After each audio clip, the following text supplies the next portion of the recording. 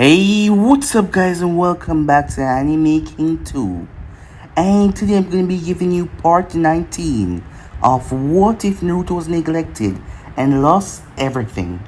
Remember to get this one to 100 like as usual. Share this to all of your friends in your social media platform. And also guys, stay in tune for what ifs coming your way over on Anime King and Anime King 3. Yes, if you're new, you heard that correctly. I indeed have 3 channels, Anime King, Anime King 2, Anime King 3, which I post what if on every single day for you guys to enjoy. So if you're new, go ahead and click that red subscribe button and become part of the Anime King family. And thank you for all of your help and your support. Remember to comment down below and tell me if you're new, I'll be replying talking about to all of you. So yeah, without further ado, what do you say we begin this new episode?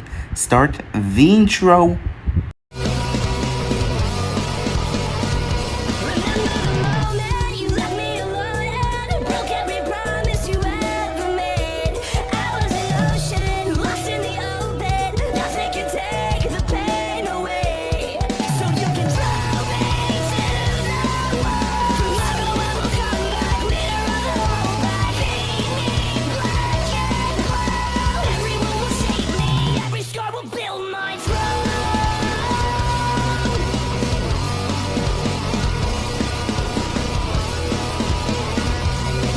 So, the last time we left off, as Mizuki was trying to kill Katsumi, but she was pulled to her mindscape.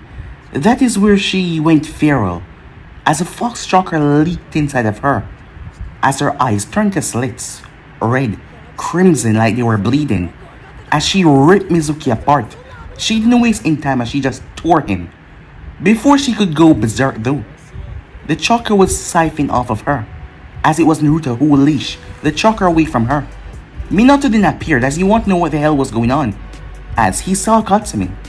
With the envoys there, he quickly made about a statement, saying that Katsumi must have learned one of the jutsus out of the Forbidden Scroll to take care of Mizuki like this. After all, it was a secret that no one knew that she was also the Jinchuriki of the Nine Tails. With that, he took Katsumi with him, as Rin and Kakashi was left behind. As Rin turned towards Kakashi but Kakashi told her not to say anything. The time passed as it was now the graduation ceremony, as everyone that was passed was there. As the names were called, Katsumi, Kiba, and Hinata were placed on one team, and their Jonin sensei was Naruto Senju. As Katsumi seemed rather pale, Hinata checked over the girl as she told Naruto that something was wrong with Katsumi. She thought that she was gonna die, but she was fine. Her chakra was just sealed even tighter because of what was inside of her, as Naruto could not tell that information to Kiba or Hinata. They arrived towards a training ground. That is where they saw 3 criminals tied up to the posts, as Naruto told them that they gave out information that led to a lot of security breach in Konoha, and they were supposed to kill them. It took a long while and a lot of convincing, but the 3 kids took someone's life for the first time, something that was very difficult to deal with. When Kushina found out, she rushed towards where the office was. As Naruto was in there, he kind of lost his patience, as he told them it would be better for the kids to take someone's life while they were in the village, while they were in the safety of their home, rather than freezing about there on the field and end up getting killed. As his temper was getting the better of him, he had to calm himself after a while though. As with that he left. All of the Jonin senseis inside did not say anything because they knew it was true. Kakashi also had to do the test with his team as well, as Ino was obsessed with Sasuke. The girl was just... Sasuke couldn't handle it most of the time, while Sakura was interested in jutsus. The girl loved everything that had to do with jutsus, and when she found out that Kakashi stole the jutsus with his Sharingan, she was quite pissed off at that. Even so, she still wanted to learn every single jutsu. That kind of frightened Kakashi for a moment as he saw a miniature Orochimaru.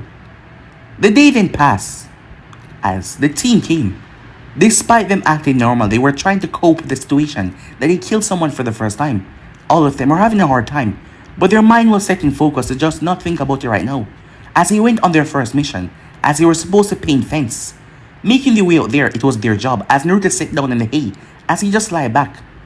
As he was thinking something to himself, he had to vanish, as a hand made from sand squashed the hay that he was sitting on. As he saw a red-haired boy with a kanji for love on his forehead, he then had to dodge crystals. The first D-Rat mission just outside the village is already turned into chaos. So yeah guys, so basically as we left off, you guys can switch across the place and check out for yourself. So what do you say begin this new episode? As Naruto reappeared, he looked towards a boy, a red-haired kid, not more than 12, a genin that controlled sand. He never heard of someone like that before. The weird thing about it was Naruto did not sense him until he attacked. That confused him. Why? Greetings, the boy said, as Naruto had to twist aside as hails of shurikens.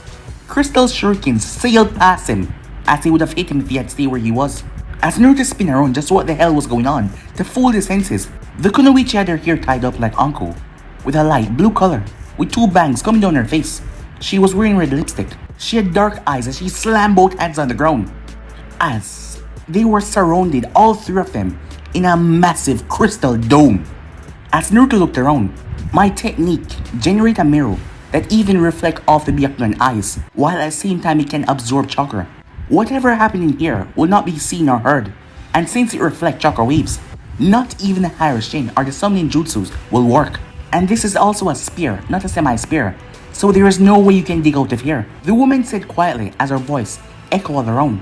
You wouldn't mind telling me why you're doing all of this, Naruto asked. We want to test a theory, the boy said. I am sorry for any harm I'm going to cause you, Senju-san, but I need to make sure before Leader-san take the necessary steps. As Naruto's fingers moved down towards his hip, where the right chain bleed was, he could trust what he felt with his hands, but not what he saw or with his chakra, unless he found a way to avoid the reflection, a way he knew of, as his right hand touched the earth. As he pulsed his chakra through it, the earth, the humidity, it generated a small stream of water that impacted with the crystal in a known pattern, as Naruto was able to see where it refracted and where it did not. Naruto's feet twisted at that same moment as he rolled to the side, avoiding a blast of sand. The sand twisted and turned into a lance that headed straight for his chest. Naruto turned to the side, but he was blocked by the crystal wall, so he brought his foot up on the crystal wall, using it as a leverage as he shot himself off as the sand crashed into the crystal. But his face slammed right into another crystal wall. I'm starting to hate this place, he said, as a stream of underground water was being blocked all around. The crystal was still growing and moving. It was in a house of moving mirrors. You better hope all I need is one tail, said Naruto, because Hugh-chan get rather angry when she's forced to wake up. As Naruto's canines extended, as a tail came behind him. As the sand blasted towards him, the tail twirled and slammed right into it, blowing the sand away. Your chakra is golden, huh? Who do you harbor, kid, said Naruto. I'm the One Tails. I'm sorry, we just need to make sure. Shikaku said that you're not complete. What does it mean? As Naruto's voice changed, secrets lie in silence, whelp of the Tanuki. Stop this foolishness, you raccoon, before I devour you. Q-chan, that was scary, said Naruto, as he heard a light chuckle in the back of his head. Guren, please let down my side of the crystals. I'm going to talk with him. Are you sure, Gaara? Said Guren. As Naruto's mind clicked as he knew who this boy was. Sabuku no Gaara, the Jinjulti of Ichibai. Your father has reported they were kidnapped years ago. What are you doing here in Konoha? And what business do you have with me? As Naruto removed the right chain blade off his belt, as the yellow blade of lightning burst out, as one side of the crystal went into the ground, as Gaara was standing there. We of the Akatsuki, Gaara spoke quietly, are an organization that seek to make an everlasting peace in the world, and we would like to extend our invitation to you as a Jinjulki. So let me get this straight, you attacked me in the middle of a mission with my genin team all to get to me. Why not speak first and attack later? As Naruto's eyes were looking around trying to find where the woman was, Gaara seemed to nod to himself. We had various reports of you being a Jinjulki and others clashing that you not being one. We conclude that something must have happened to you, so we had to verify. So with Shikaku claiming that you're half, I wonder, where is the other? As Naruto's claws seemed to extend even more, as another tail formed behind him. Even your formation of your tails is bizarre, said Gaara. The construct of forming your tails is not chakra. It confuses me, said Gaara. As a golden shade of chakra surrounded Gaara, as it started to form his... Wait, what? Gaara was confused. It was being pulled away from him. Keep on talking. You know what they say. The bad bird that talk. Give the hero time for rescue. We are not evil, said Gaara. We are just... Stop taking my chakra, he said, as he formed a ball of sand to stop Naruto, but it fell on the ground. Gaara was completely shocked. His sand was like dirt that was unable to do anything. Every single thing has chakra, said Naruto. Even your sand needed to move. And with it all being so close to me, as Naruto raised a single finger and snapped it. With snapping his finger, the crystal walls started to crack before they shatter. Gaara, the worried voice of Gurren came out. We just want to talk. Don't you seek peace in the world too? Why are you so keen on defending the people that hate you, Gaara said. You think running away is the solution, brat, said Naruto. You think you can achieve peace. So pray tell, how? The Akatsuki will bond together all high-rank Misenins and Jinjulke and form a village that will uphold the peace, Gaara said. Oh, and what then, said Naruto? What will happen with all these Jinjulkes and Misenins tightly packed in one era when you do get peace? They will live in peace under the rule of Leader Sama, said Gaara. And when this Leader Sama of yours die, they will collapse on themselves, destroying whatever peace and harmony he tried to build. The remainder of the crystal prison was shaking uncontrollably. Gaara, I can't hold him for much longer, said Gurren. So will you not join us for peace, Gaara asked. You're way wrong, said Naruto. It's not like I'm just gonna let you leave that easily. However, as Naruto vanished and reappeared in front of Gaara, the raging blade sparkled as he sliced right through the Jinjulke. But Gaara simply melted away in the sand. The part of the sand that the raging blade touched turned into pure glass. Sand clone? Obviously. Well, if you have a clone technique and you don't use it, you must be an idiot, said Naruto to himself. As he turned his gaze, standing in the air was Gurren and Gaara on a sand cloud, hovering in mid-air. We will find the other half of you and ask them if they wish to join us. Would you try to stop us if we do? Obviously, said Naruto. Then I'm sorry, said Gaara. As he raised his hands to the heaven, as a massive form of sand formed above him. As even if Naruto could leech away all the chakra, the amount of sand that was coming down was enough to squash him as Gaara dropped it down on Naruto's location. But Naruto slammed his hand on the ground as the ground exploded. A water dragon came out and roared as it slammed right into the sand before Naruto slammed his hand together. Now you will know why I'm nicknamed the Frozen Wave, he said, as he pushed wind chakra through the dragon and the thing froze over, freezing the massive wall of sand that was coming down towards Naruto. As Gaara chose that time to make his sand cloud go up to get him and Gurren out of there.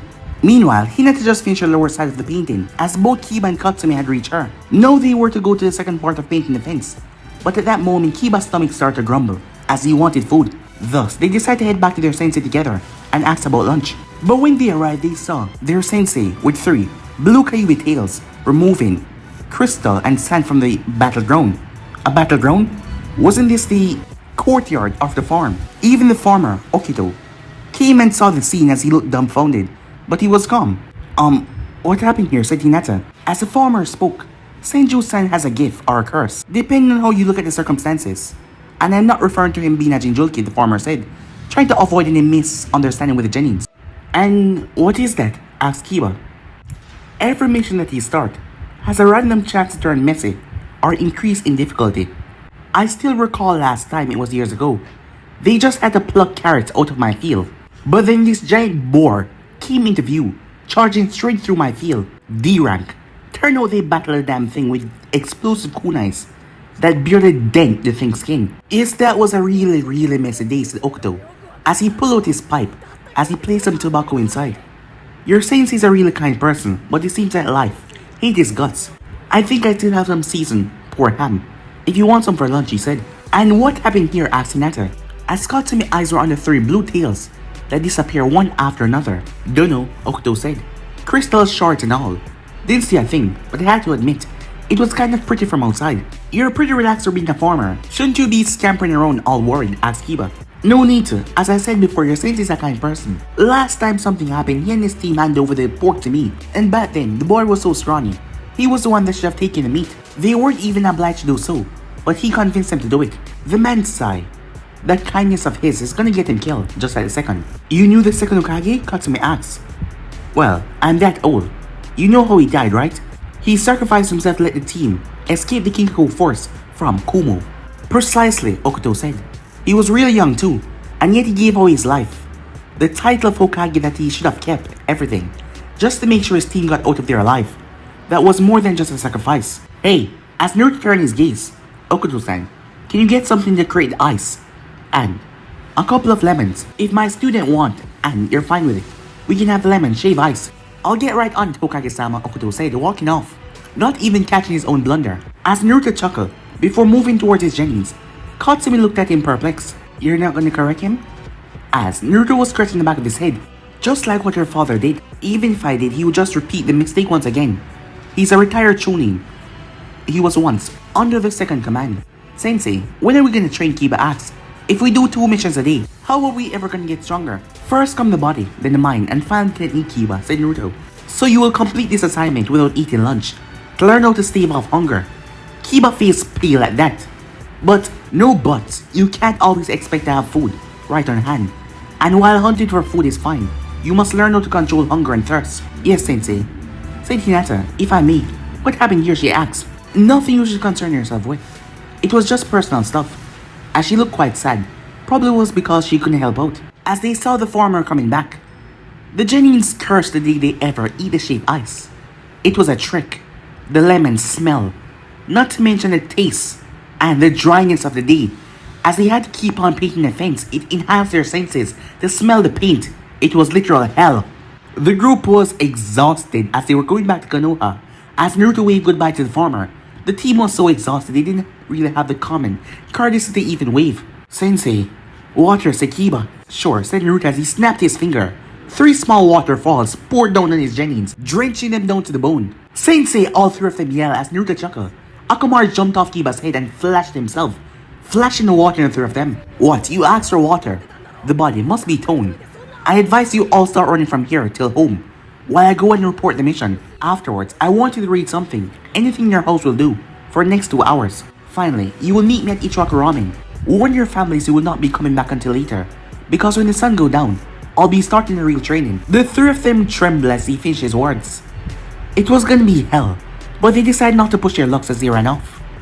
Meanwhile, Hokage's office, Minato had just finished his paperwork for the day, as his door opened. Since there was the knock, he expected to be Kakashi, Katsumi, or Kushina, as he knew that Naruto would not, even while he was angry. That is why he did not gaze up until he heard no talking. When he did, Danzo, he said, what brings you here? Hokage-sama, I received some important reports. 2 missing names of great danger have been sighted in the outskirts of Konoha. Sabuku no Gaara and Guren of the Sound. B, an A-rank missing name that are known to be related with the Akatsuki. And it appeared their target was Naruto-san. Wait, Minato blinked at that. Since when did Danzo start using a name like that? When referring to a person, usually, it was Senju-san. Or Namikaze-san, never Naruto-san. The only one he ever called by name was Hiruzen, or his teammates. That meant whatever Naruto had done, he had managed to worm his way inside of the impossible thick shell of Danzo. How? I am still waiting on the report from D-rank missions to know how Minato was cut off as there was a knock on the door. As the next second, as Naruto was allowed in, he stood there perfectly healthy, unscathed. The D-rank mission was a success, Hokage-sama, said Naruto. As he turned, Danzo-san as he gave the man a nod. As the man returned it, anything unusual happened? At that, Naruto nodded. I was approached by the Akatsuki. It seemed they're in the progress of recruiting all possible Jinchurikis and missing names. I refused, obviously. But I think I understand how they managed to get missing names and Jinchurikis on their side. And how would that be, Danzo asked, as he sounded rather curious. They offer them something most Shinobi village refused to even think of, said Naruto. As his gaze fell on Minato, they offer them acceptance. By not seeing them as mere weapons, tools to be discarded, they buy them over to their peace. And many missing names would pay with their blood for a safe haven, that's for sure. That's a fool's dream, Danzo replied. As Naruto nodded at that. Indeed, however, it works to trap the fools. Incredibly powerful fools who can't help but fall for it, since, after all, they want it to be true. Minato was looking at the both of them, and he saw overlap. There was a presence of Danzo within inside of Naruto. It was strange, and that was scary for Naruto to adapt a mindset like Danzo. That was someone anyone would be find extremely difficult to handle. I see, well, I will advise you to be extra cautious from now on. But I'm sure as a Ghost Lance of Konoha, you should have no problem with keeping up with your students. My students will pass by tomorrow to receive their paycheck for this mission, said Naruto. In any event, Hiruzen-san asked me to warn you, Danzo-san, that he won't be able to come by tomorrow night. Unless he's already warned you. No, he did not. Thank you for the warning. He must be getting old to forget things like these, Danzo said, as he turned to leave, soon followed by Naruto. As Minato watched him chatter and leave his office, the man was shocked to his core. Did he just see that? Did he just saw Naruto Senju speak to Danzo on friendly terms?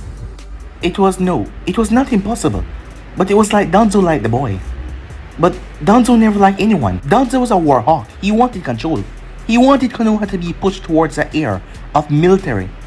Minato wanted peace. The two ideas always clash. The fact that Naruto was still on friendly terms with Hiruzen, that was also strange. Just what is he playing at, Minato whispered to himself.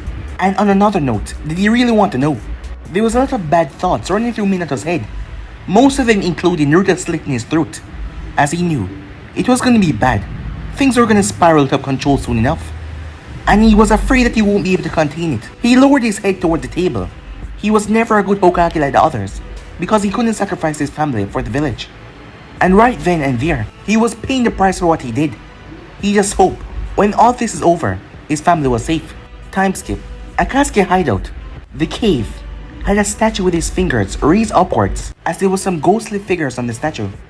I'm sorry. I failed to get Naruto-san to our side, the ghostly figure of Gaara said. On that figure there was a kanji for one. It doesn't matter, Gaara. The voice of Itachi spoke. Kisame and I will be taking care of him, while Deidara caused a distraction. Will you and Gurren be able to manage your tasks? Yes, but abducting children? Gaara hesitated. I will be there with my Genin team. The voice was female that spoke. I could take over that objective. As there was a woman. She was standing on the number 2 finger. Yujito-san, there is no need to give away your position. The man that stood on number 4 spoke. I can reach Konoha in time. I'm currently at the sand border cave at the moment. Roshi, you know the moment the kids see you arrive, they will start to run in panic, a voice said. That was on the number 5. Gaara, someone on the 6 finger spoke. You're the only one that can capture them quietly and without fail. And you know Konoha would do everything it takes to save their future. With the tuning exams coming close, just lay low. Till then, I understand that. I will do it. If Konoha doesn't comply, Gaara asked. At the head of the statue, someone stood up there as they spoke. Then the kids will be brought to the hidden rain to become our future. No harm will befall on them. Now, our purpose is to find out the other half of the Kyuubi. If one half was left to ward the light, then the other must be hidden in the darkness. We must save him or her and bring forth peace. As the eyes peer down towards everyone, strange, unusual eyes that just seemed to hold a lot of power. Dismiss. And with those words, the meeting was put to an end. Time skip. Konoha. Ichiraku ramen stand. The ramen once eaten, it was nestled in the Genin's stomach, as they all ate more than one bowl. Katsumi won, as she stood at a marvel of 13 ramen bowls consumed, as Naruto was right behind her with 12 bowls, but the man admitted to have taken a snack at home before coming to eat them. Then came third was surprisingly Hinata, who came up with 8 bowls, something that would send the Hyuga clan into a panic fit if they saw her eating this way. As the girl burped, she quickly covered her mouth as she muttered an apology. Kiba was last with 4 bowls. He also seemed to be sad for some reason, as Naruto had paid for them all and was now waiting for them to follow him eagerly in the night. Not an easy feat, seeing that Naruto could see in the dark and just simply remove his shades. They could not. Still, they saw Naruto's eyes glowing in the darkness. Whenever he turned his head quickly, the blue trail was there. The training ground at night seemed to be even more deserted than the day. Now, I want you 3 to sit down and tell me, what did you read in your 2 hours? Katsumi-chan, you go first. I start reading the Tales of the Gutsy Ninja. I reach a part where the evil guy blew up the house where the Gutsy Ninja live. The Gutsy Ninja escaped with barely a toothbrush and boxers. Do you think he could have done something differently, said Naruto. I don't understand the question, Sensei, said Katsumi. While you read, did it never occur to you to ask yourself, why is he doing this? Why is he not instead grabbing a kunai, sword, or armor? Why did he grab a toothbrush and a pair of boxers? Well, because he wasn't prepared for what was going to happen. So I suppose he should have them on his person. It was because he wasn't prepared, she said. As Naruto nodded at that, he could have been more prepared. Tales of a Gutsy Ninja is a really profound work, but only if you look at it with the right light. Certain events that ninjas must be prepared for, and always be ready so you won't be caught unprepared.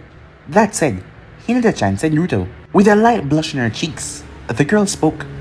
I start reading Ichi Ichi Makeout Tactics, Sensei. It was a gift from your wife, and I had to... I understand. What part did you read, said Naruto, looking completely unfazed, as Katsumi had a blush. But Kiba just looked gloomier. Chapter 2, Hinata said, her voice shaky. She gave herself a mental slap, as she replied with more determination in her voice. When the absolutely wonderful, white, main protagonist engage in steamy afternoon apocalypse with the pigtail woman that holds a giant chest. At the mention of that, Naruto was kind of glad it was Jiraiya, the real one who wrote that volume. After all, the man was dead because if Snazzy had ever read that volume, she would have probably killed the man later on. Was there anything you felt that was wrong? Or that could have been done in a different way, said Naruto. Well, said Hinata, it seemed too raunchy. There was little character development. And the man simply entered the bathroom, yells that he loved the woman, and they swiftly went into intercourse. No word or dialogue in between. Naruto nodded. Your turn now, Kiba, he said. As Kiba nodded as he took a deep breath. Ponjo the dog. I did finish it. However, Katsumi blurted out. That's a kid story. Yeah, so what, said Kiba. I just like it, and it was there and I...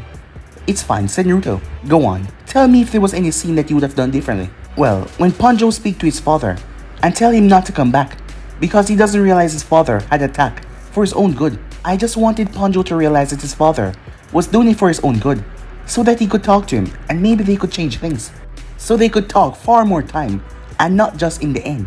And he lowered his head. Kiba, it's fine, said Naruto. Well, said Naruto, at night, when tiredness kick in, it's difficult to lie and hide things. 1. Always speak the truth.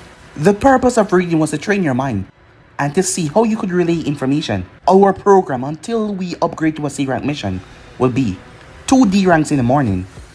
That goes until the afternoon. 2 hours for reading and dinner. Then you refer to me what you read. Then finally you spar. You will get used to the darkness around you and be able to fight in the dark well. As shinobis, remember you will fight in the dark. You will fight in the shadows. You will fight, kill, bleed, where no one else will see you. You will sacrifice yourself for people who do not even exist. And you will do so willingly, because it is your duty. That said, I will not tolerate clan trapping around. As he looked at them harshly. I do not care what your clan tell you. I am your Jonin sensei. I overrule anyone and anything that come to order your own, unless the order come from the Hokage himself. You are my team, and if any of you at any moment put your clan above your teammates, I will know. And pray to God this doesn't happen, because you don't want to see the consequences, do you? None of them complain. Good. Now, if you had any questions, any doubt, any complaints about anything, come and look for me, and I'll answer your questions. I am here to make sure you survive in the shinobi world. That is my duty as your sensei, and as your sensei. And you can rest assured by the time Chunin exams come around, you 3 will ace through them with little to no effort. Sensei, Kiba asked, raising his hand. Do we get free weekends? Sundays, because otherwise Uncle would kill me. And Saturdays only have morning training. What if one of us gets sick, Katsumi asked, hoping that could work in a once in a while excuse. I know that you have never been sick in your life, Katsumi-chan, said Naruto. And for Hinata and Kiba, I'm a maiden nin, trained privately by Nadia Fasanin herself. Trust me, when I tell you that whatever you end up with, I'll take care of it. Even cracked ribs and broken legs. Kiba winced at that but said nothing. Sensei, when will we start on elemental affinity? Hinata asked. Want to set the world on fire like your cousin Hinata-chan, said Naruto. He asked in a rather playful tone, making Hinata lower her head as she tried to hide her blush. It was true that Neji was maybe one of the only Hyugas that know elemental ninjutsu. Seeing that they were all stuck up with the gentle fist style, they never really outbranched other styles. But when Hinata saw Neji did the fireball jutsu, it shocked her, and that made her more wanting Naruto as her sensei. Someone who can defy the Hyuga laws to teach her something else other than the standard style of fighting for gentle fists. As Hinata remembered the day that Naruto had marched straight right into the Hyuga compound, because a member did not like that Neji was learning elemental ninjutsu. So Naruto challenged them. It was his son and his father, and Naruto had put the both of them in their place. It actually made her father smile a bit when the rest of the elders decided that it should be overlooked that Neji was changing the fighting style. There was just something about Naruto Senju holding the Raijin blade that made the elders even afraid to question him. Sensei, Katsumi asked, but won't the clans be angry at you, she asked. Naruto turned his head towards Hinata and Kiba. Would you two be angry at me, he asked. The both of them looked perplexed before they shook their head no. Problem solved, said Naruto. But they're not clan heads, said Katsumi, and with their schedule, they won't be able to learn clan techniques so quickly. Why not, said Naruto. You do realize if a D-rank mission only takes 1 hour, then they will have until dinner to read for 2 hours. Meaning, in between they can train as long as they like with their clients. Well, no, I didn't realize, Katsumi says. She cursed herself in her mind at her ignorance. Anyway, I'm not expecting you all to stay awake much longer by staying down on the ground, so come. Come at me, he said. And with that final taunt, the 3 Genins began their spars. Meanwhile, there was a figure that was slowly creeping in the darks as a person reached towards the archives where the missions were stored. With careful hands, she started looking in the folders until the one that she was looking for came into view. Moment later, the sound of torn paper attracted the tuning guards, but by the time they reached inside towards the archive, that was supposed to be impenetrable from getting in, other than taking them out first. Everything was burned. A whole section of the archives were burned. The folders that ranged from G to M were ashes by the time the fire had doused. The figure, meanwhile, clutched a single paper in her hand, a single thought running through her mind. I'll tell him. On my deathbed, I'll tell him, the figure said to herself. Time skip. A furious Kiba held up the cat in front of his face. Kiba had some scratches on him from the cat going berserk. If you ever escape again, I'm gonna barbecue you, you damn bag of fur, Kiba said. The cat felt the malice in Kiba's tone, as he wasn't joking at all. The thing went completely quiet until it was delivered towards the daimyo. They could understand why the cat decided to run away every time, as the woman was squishing the thing with her large, ample chest bosom. The 3 Genins with Naruto behind them smiled as they received their pay, as they turned to stand in front of their sensei once more. Well, it seems after 2 months, you have comfortably entered the fixer team routine, said Minato with a small smile. You can bet on Hokage-sama, said Kiba, as Akamar barked on top of his head, as Akamar had a small forehead protector on. Kiba-kun, stop being so rude, said Hinata. Well, since you complete the mission so quickly, there's another one just waiting to be taken care of. There's a potato batch that's C rank. Yell Katsumi. Send us on a C rank, Dad. We're ready for it. These D ranks are getting boring. Tip mark appeared on Arika's forehead, but he couldn't say anything, seeing that it was the Hokage daughter that spoke. Katsumi-chan, C ranks in this period are... Katsumi frowned at that as she spoke, interrupting man. You already sent Sakura-chan and her team on C rank already. What is it? Was it Uchiha ranked? Why can't you send us as well? Minato sighed as he looked at the pile of papers before he carefully grabbed one. Escort mission, C rank. A paranoid bridge builder wants an escort to reach a land of wave. There should be little to no contact with enemies, but this is at least a week or more away from the village. Is that enough excitement for you? As Naruto placed a hand on her mouth, silencing her. It is. We will take that mission, said Naruto, as Katsumi went quiet. Tomorrow at 6 we meet our member at the gate. You have the rest of the day off, said Naruto. If you arrive earlier, look for a certain Kazuna-san. He's the person we must protect on his mission. As the Genins made their way off after that to tell their families about it. As Naruto made his way home, as he was passing by the cemetery of Konoha, he stopped as he made his way. Welcome back to Konoha, Kakashi-chan, said Naruto. As Kakashi turned an eye smile at Naruto before looking back towards the monument. The thing you settled me with is giving me a permanent headache. I should be angry at you, but I can't. But you actually made me break out the girl's dream. You're a cruel, cruel man. So said the man that created the 1,000 years of death technique. That technique should be forbidden in the entire world. Sasuke can't stand one of his teammates, Kakashi pointed out, while the other hate my guts. The one that is obsessed with jutsus. Oh, Sakura-chan, said Naruto, she's a nice girl. Me and my team back in the old days kind of started her on this jutsu fix when she saw us do it in the park.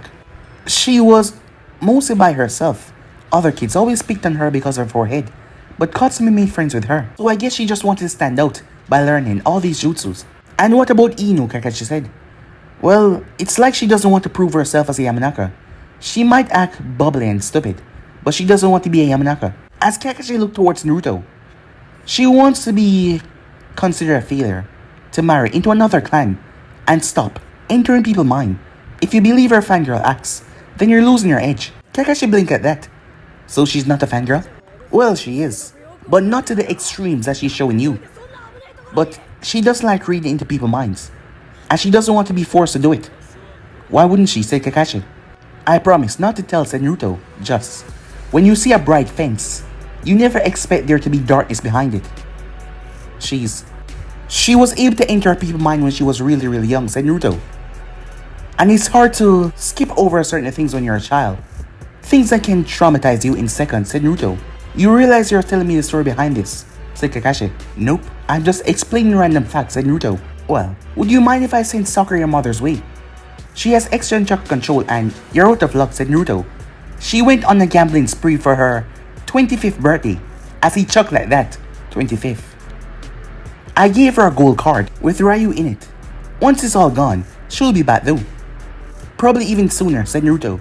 She wouldn't miss her granddaughter's birthday. Kakashi nodded. It's in 3 weeks, right? June the 23rd. Yeah, she grows up so fast, said Naruto. It's like yesterday she was in a cradle, being sung to sleep. Well, do you think I should wait another hour before going to the team training? You really hate them that much, said Naruto. Kakashi sighed the headache, he said. I'll try to look into the Yamanaka. I'll call in a favor from Ren for soccer. Oh, when you two decide to get married, said Naruto, I call in best man honors. If that's taken, I call in former dibs to be the godfather. As he started to walk off, Naruto said Kakashi as Naruto paused. Be careful to not let the darkness swallow you whole. As Naruto raised a hand, don't worry, he said. I'm used to taking these risks. As Naruto was gone, a swirling of leaf. As he arrived home, Naruto paused, right at the door. As he felt something, a shiver, a familiar shiver that made him stop in his tracks. As he did not move. He then spoke. I spoke to Kakashi. Just a minute ago, he whispered. You think it's his fault why you went rogue, you know? I'm not an idiot, he said. There was no replies despite Naruto just talking into nothingness because there was no one there. But the next second the feeling was gone. Like it never happened. As Naruto opened the door. As Yumi looked up. As she was waving her adorable hands at him from inside of her pen. Where's your big sister? Said Naruto as he came over and picked her up in his arms. Up with Yakumo. As Naruto watched her, she scrunched up her eyes as she tried to pronounce her name. With Yakumo, she said. As Naruto started to make his way upstairs. As Karen paused as she was running down quickly. Oops, she said. Oops. Pray tell, what's oops? As there was a girl standing behind her. She was Yakumo. I shouldn't have left her downstairs, but I thought it was only going to take a minute. But we got stuck up on dress choosing and Naruto couldn't really fault her because she was just a teenage girl, doing normal teenage girl things. Your grandmother's not in the house, Karen-chan, said Naruto. She probably won't be for next weeks. So tell me, why didn't you keep an eye on your sister? There was no anger in his voice. His voice was calm. But she looked down. I'm sorry, As Naruto received a small slap on the cheek. As he turned. You made big sister cry, said Yumi. As she tried to look angry at him. No hate in your parents, Yumi-chan, said Naruto. As he poked at her forehead. It's bad education. Never hate someone unless they're the enemy. Then he moved towards Karen and hugged her with his free left arm. It's alright, he said. How about you meet the presentations? As Karen nodded, as she looked up, wiping away the few tears that seemed to gather. Yakumo-chan, this is my father. Dad, this is Yakumo. As Yakumo bowed. But then she did it repeatedly as she looked embarrassed. I'm really sorry, Senju-sama. I shouldn't have taken so much time with Karen to choose a dress. But there was this really important thing with Sensei about trying to change a wardrobe. And I had to try and it's okay, said Naruto. As the girl just seemed to be mumbling a lot. Well, Karen-chan, tomorrow, I'll be going on a C-rank mission with my little Jennings. While I'm out, if you're not going to be here, please, call Shizune, or hire guide's team, or Kakashi's team to babysit Yumi-chan. Kashi-chan, Yumi shouted, as she liked his hair, as it just tilted aside and seemed to defy gravity. And the mask too, she was always trying to remove it. I'm gonna get some rest, said Naruto, as Karen took Yumi. As both girls made their way downstairs. As Naruto made his way to the room, he paused. As Naruto looked up, as he was pissed. Itachi, he said. As Naruto turned, standing behind him was Itachi, who had the balls to crack a small smile. After what he did to Uncle, what he did to him, what he did to Sasuke, after all that he still had the guts to smile. As Naruto watched to wipe that smile off his face, but his mind went on his daughters downstairs and that little girl Yumi. He should have sent him to Shizune. Seems like Yubi need more guards for the Senju compound. The honeybees from the Abermi just weren't cutting it. Naruto, said Itachi, his cloak fluttering, as the window was open as the wind was coming in.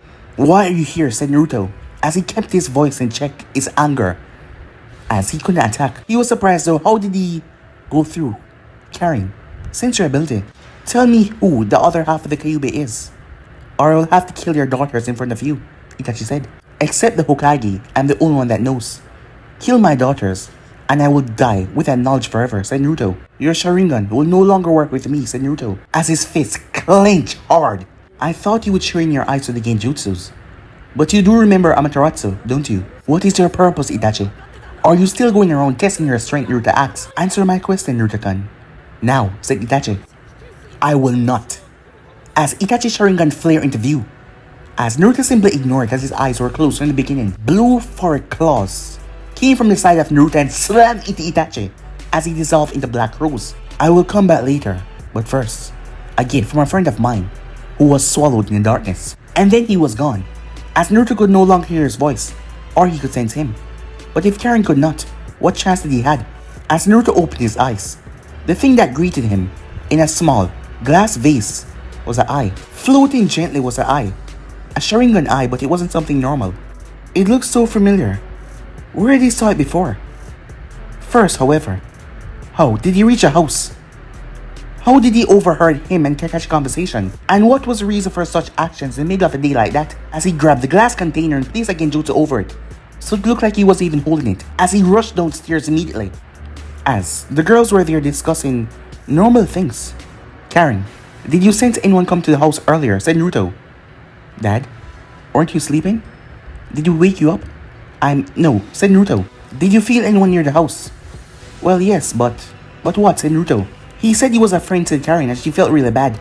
As Naruto had snapped it out when he said but what. It wasn't that he really meant to, but Itachi, the slaughter of his clan, the man that was showing no remorse for nothing, was near his daughter, both of them. Naruto was worried that Karen did not tell him anything. Uncle has said it was fine, and I felt that it was right to trust him, she said. Truly, Karen couldn't have said that. She shouldn't have done that to begin with, because she could sense the darkness in people's auras. And she could feel the malice, the hate coming from them. Her sensory ability was just that much powerful, and Naruto always trusts her judgment. As Naruto stood there, thinking about some things, he had dismissed Uncle's guilt when he came up, thinking that it was just her secret's sake that she hid.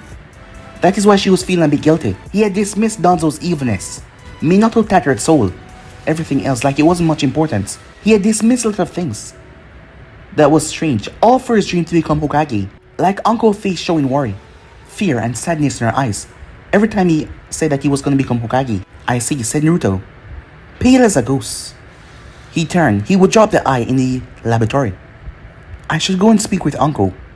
Unknown to Naruto, the Sharingan eye was slowly spinning while it was in the green liquid. Time skip, IT department office. And that is what is worrying me. The receptionist, an 18-year-old female tuning, quietly spoke.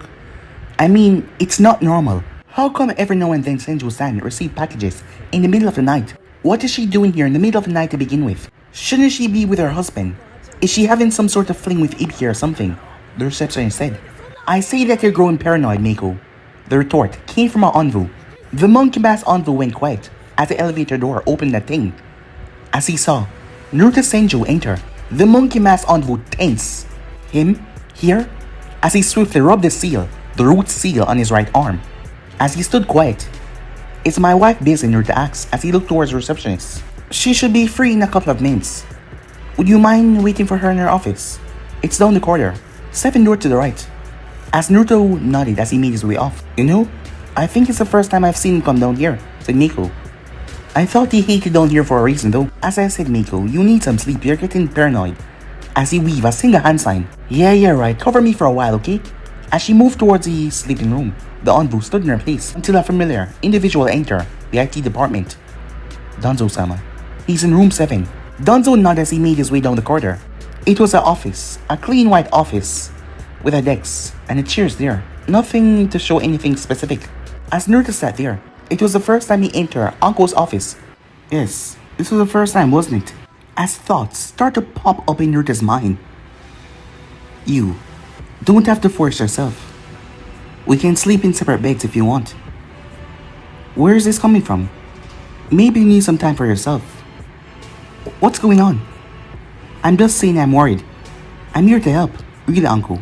Did someone force you into this marriage? The KB warned me that... As the thoughts kept on popping up in his mind. What's going on here? Uncle, have you seen Yumi? Uncle, where are you? Is that... Wait, Sharingan? Danzo? As Naruto shook his head, as the door clicked open as he turned his head towards the door, towards the person that just stepped inside. Time skip. The next day.